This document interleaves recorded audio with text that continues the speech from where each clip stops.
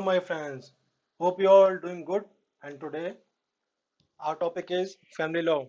In particular, family law. We are going to study Hindu law. Before starting the video, subscribe our channel and press the bell icon so you can get the notification about with our video. You can connect with us on Telegram channel so you can get the PDF file of this video. This video is gonna be short and simple. In Hindu law, we have to study these five acts. And from exam point of view, basics of Hindu law, marriage, succession, minority and guardianship are the most important acts. Okay, so if we talk about Hindu law, it is a personal law. Okay, so it is applied on a particular people who follow same religion or do similar practices. This law was given by the Hindu sages and it is applied on the person of common belief. J.D. Main, who personally observed that it is the oldest pedigree. Here he referred pedigree as the like history basically. And J.D. Main, if we talk about J.D. Main, his full name is John Dawson Main, and he was a professor of law, logic, and philosophy at the Presidency College Madras from 1860 to 1872, and he was also Advocate General of Madras from 1862 to 1872. Later, he shifted to England, and there he was Privy Council member in UK in 1873, and he was a very well-known jurist in the field of Hindu law. According to him, if we talk about according to him, Hindu law is the law of Smritis. Smritis here he referred to Smritis as what is remembered. As we had already discussed, Hindu law is given by the sages, and the according to Hindus, Hindu law is given by the natural forces. It is not given by the human beings basically. So, according to J.D. Main, Smritis is expounded in Sanskrit commentaries and digest. Commentaries and digest are basically short form or compressed form of different things, and then it becomes to custom. Custom is basically a practice which is going through an unknown time period, and right now it is administered by the courts. So Hindu law, first of all, it was given by the sages, and it was discovered by the common practices, which was uh, in justice, which was natural for justice, and later on it becomes smritis and then commentaries and digest and then modified, supplemented by the custom, and now it is administered by the courts. It is not like IPC or constitution which is applicable on whole of India. It is only applicable on particular peoples. Okay. So the basic origin of Hindu law, according to Hindus, it is a divine origin. We have already discussed that. According to them, it is given by the natural forces and derived from Vedas. We have four Vedas: Rig Veda, Yajurveda, Samveda, and Atharveda. It is apaurush, means it is not of human being. Here, law is the king of kings, far more powerful and rigid than they. Nothing can be mightier than the law by whose aid, by that of the highest monarch, the weak may prevail over the strong. So here we are talking about the general principles, and it should be in equity, justice, and good conscience. And on the second hand, if we talk about the Western jurists, they don't accept the idea of divine origin of this law. It is only based upon the customs, and the people basically, if we talk about Brahmanism, according to them and according to sages and customs, the whole law was given by the Brahmanisms. So, if we talk about this particular thing, Western origin of Hindu law, Western jurist says that it was only given by the Brahmanisms of the society. Application of Hindu law. So Hinduism is not to be found anywhere in the structures. If we talk about the definition of Hindu, it is derived from the word Sindhu. The people who used to live in Indus Valley, they were called Sindhus by the Greek, and later it became Hindu. Okay, so history, according to, we talk about history. History says that the origin of Hindus dates backward around 5,000 or more years. The term Hindu came into existence when Greek, who called the inhabitant of Indus Valley as Indoi. Before the advent of Muslim in India, the term Hindu had no credible connotation.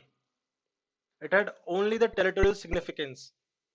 Probably it also denotes the nationality, but the term Hindu came into existence when Greek, who called inhabitant of the Indus valleys as Indoi. Well, and any person who is born Hindu parents, one or both, or any person who is not Muslim, Christian, Parsi, Jewish, or who are not governed by any of other law are Hindus. We will later on discuss about the in depth about these two things. Here I am referring some important case laws of this of these like who applicable of Hindu law. So first of all, Shastri versus Mudas. Well, this case is related to Swami Narayan Temple at Ahmedabad. There is a sect known as Satsangis who were managing the temple, and they are restrained non-Satsangis Harijans to enter the temple. They argued that satsang is a different religion. मतलब उनका कहना था कि एक different ही religion है, and they are not bound by Hindu law.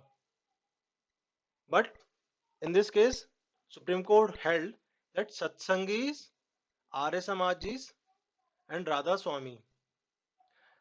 आप सबको इन तीन वर्ड के बारे में अच्छे से पता होगा, राधा स्वामी, आर्य समाजी और सत्संगीस के बारे में.